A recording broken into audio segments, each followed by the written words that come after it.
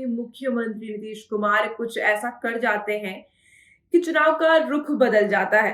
अगर पिछले साल विधानसभा चुनाव की बात करें तो उस वक्त जेडीयू की नाव डूब रही थी, तो नीतीश कुमार भावुक होकर के जनता के सामने अपील करते हैं और कहते हैं कि ये मेरा आखिरी विधानसभा चुनाव है। उसके बाद जेडीयू की जो नाव है वो तैर जाती है।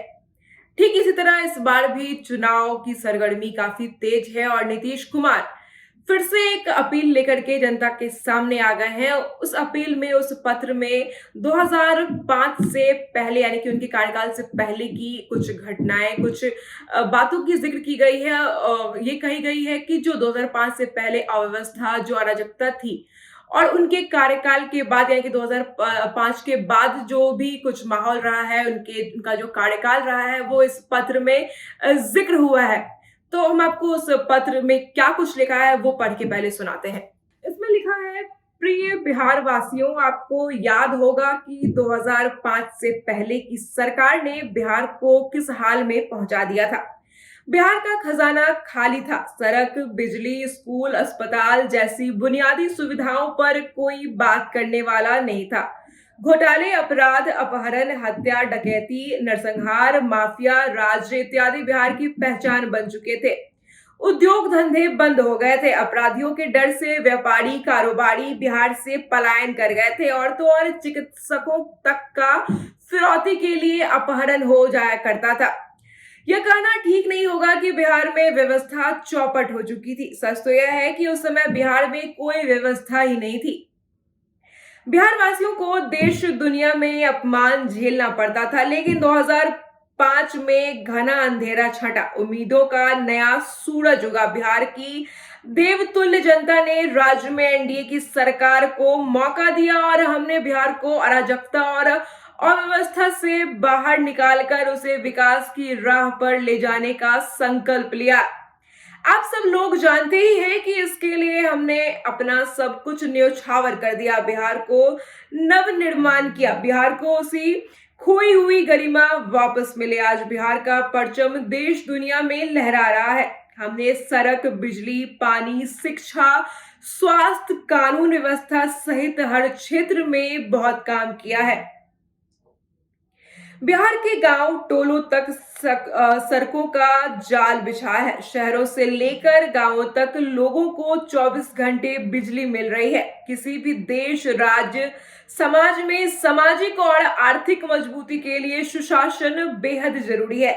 हमने बिहार में सुशासन सुनिश्चित करके दिखाया है। आप सबको पता ही है कि हमने 7 निश्चय 2 के अंतर्गत बिहार में 10 लाख सरकारी नौकरियां और 10 लाख रोजगार देने की बात कही थी। इस दिशा में बिहार अब इतिहास रच रहा है। शिक्षा, पुलिस सहित अन्य विभागों में लाखों युवकों युवतियों को सरकारी नौकरियां मिल चुकी हैं। लाखों लोगों को रोजगार के लिए सरकार की तरफ से मदद की गई है।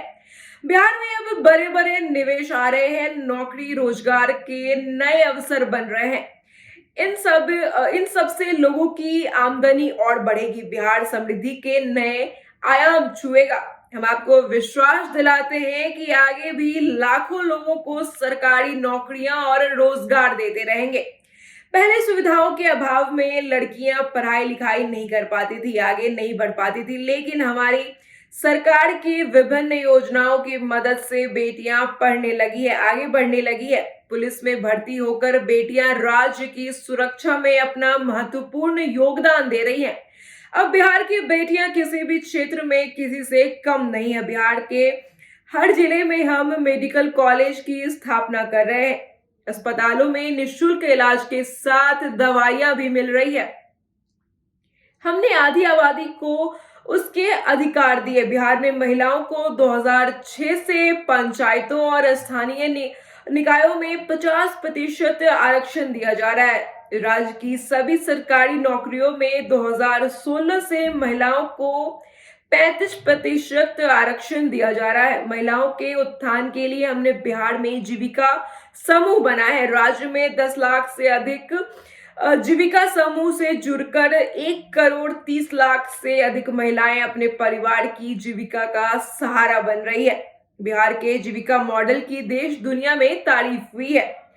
किसानों को समृद्ध बनाने के लिए हमने 4 कृषि रोड मैप लागू किए हैं। इससे फसलों की पैदावार बढ़ी है, किसानों की आय बढ़ी है। 7 निश्चय 2 के तहत हम हर खेत तक पानी पहुंचाने का नियोजन पर काम कर रहे हैं। बिहार की उन्नति के साथ ही यहाँ के गौशाली इतिहास, समृद्ध विरासत और बिहारी असमताओं को सहेजने के लिए हम लगातार काम कर रहे हैं। हमने बिहार से जो वादा किया उसे पूरा करके दिखाया है। बिहार की उन्नति के लिए हम लगातार काम कर रहे हैं, आगे भी करते रहेंगे। बिहार की सेवा ही हमारा धर्म है, पूरा बिहार हमारा परिवार है।